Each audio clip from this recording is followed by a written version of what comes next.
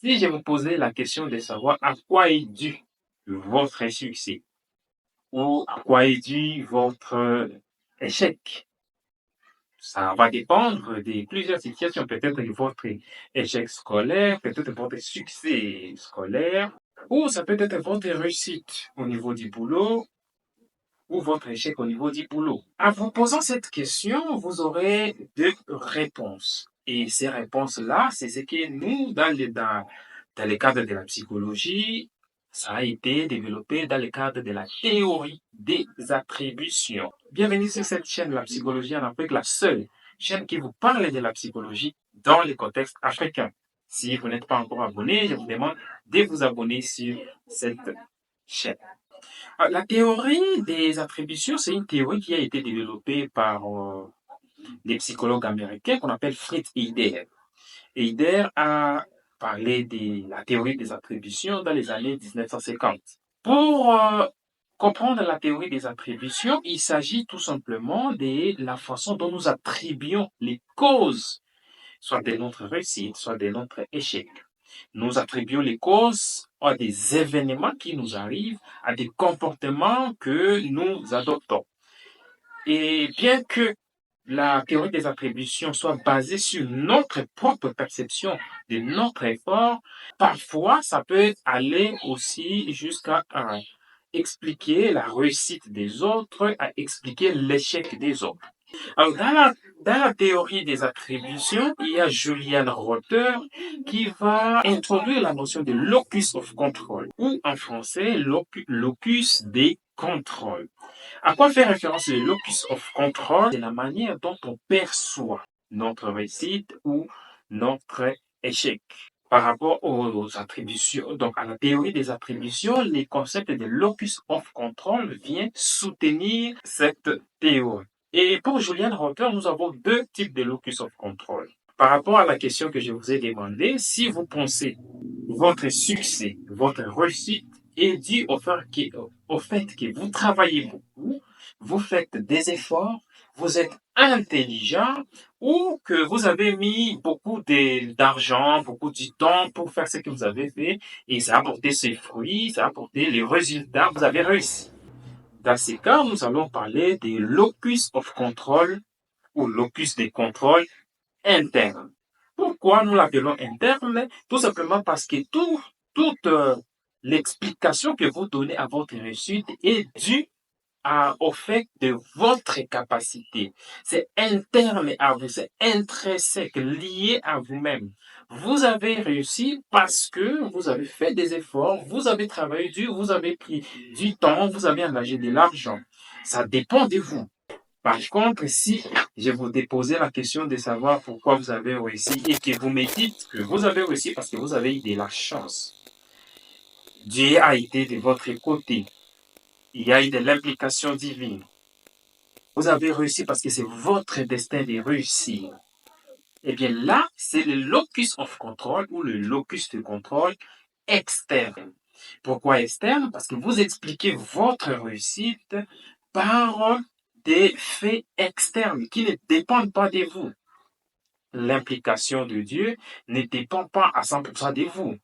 Le destin ne dépend pas vraiment de vous. La chance ne dépend pas même de vous. Donc, vous voyez, là, nous sommes dans le locus of control externe. Pour comprendre cette situation, je vais vous parler de la recherche que j'ai eu à mener dans le cadre de mes recherches, de mes travaux universitaires. J'ai voulu comprendre, par exemple, qu'est-ce qui expliquait, comment est-ce que les étudiants expliquaient leur réussite et leurs échecs. À quoi était dû leur réussite, à quoi étaient dû les échecs. Et donc, dans ce cadre-là, pour un étudiant qui dit, par exemple, que je réussis parce que je suis intelligent, j'ai mis de l'effort, j'ai travaillé dur, j'ai beaucoup étudié, et donc cet étudiant sera classé dans la catégorie de locus of control interne. Et notre étudiant qui explique sa réussite par le fait qu'il a eu de la chance parce qu'il n'a pas préparé les examens, c'est le destin, c'est son destin pour de réussir. et cet étudiant sera classé dans le locus of control externe. Mais le problème, c'est que dans le cadre de ma recherche, il s'est observé généralement que les étudiants, bien sûr à cette époque, expliquaient leur réussite par le locus of control interne.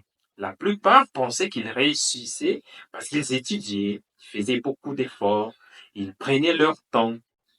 Par contre, ceux qui échouaient, qui reprenaient les études, se trouvaient plutôt dans le locus of control externe, expliquaient leur échec par des aspects extérieurs à eux. S'ils n'ont pas reçu, c'est parce que le professeur est mauvais, il ne l'aime pas.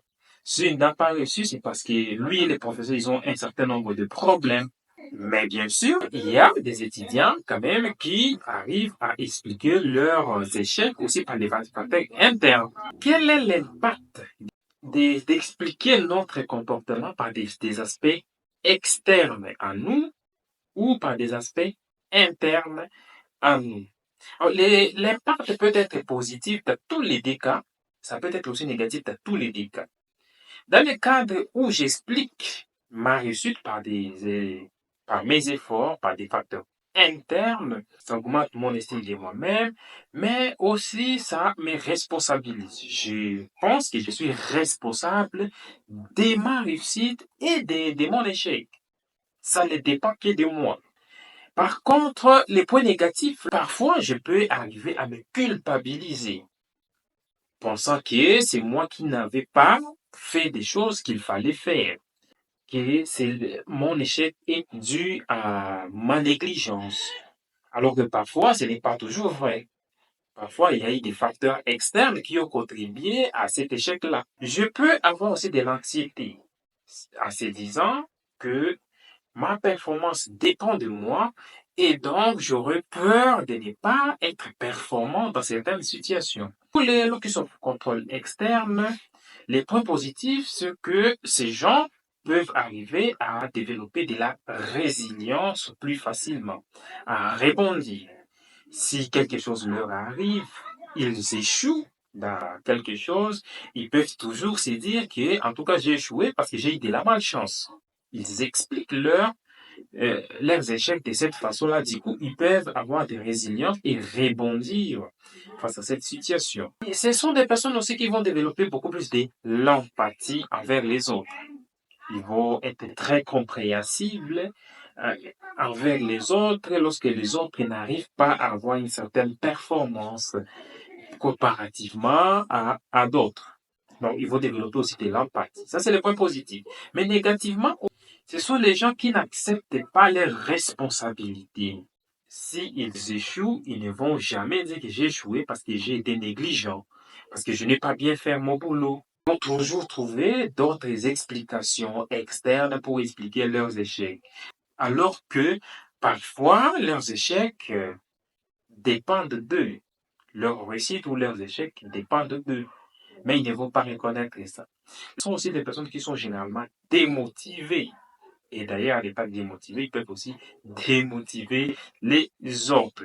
Parce que si, par exemple, ma réussite est liée à la chance, je ne peux rien faire pour changer cela. Si mon échec est lié à des facteurs externes, je ne peux pas contrôler ces facteurs externes-là. C'est pourquoi il faut avoir une certaine démotivation. Voilà la théorie des attributions. Comment est-ce que nous arrivons à expliquer à donner des causes à des événements ou à des comportements que nous développons. Voilà, merci d'avoir visité cette vidéo. J'espère que ça vous a été très intéressant. Si vous n'êtes pas encore abonné, je vous demande de vous abonner sur cette chaîne de la psychologie en Afrique et laissez-moi un j'aime. On se retrouve lors de la prochaine vidéo. Je vous dis ciao et à bientôt.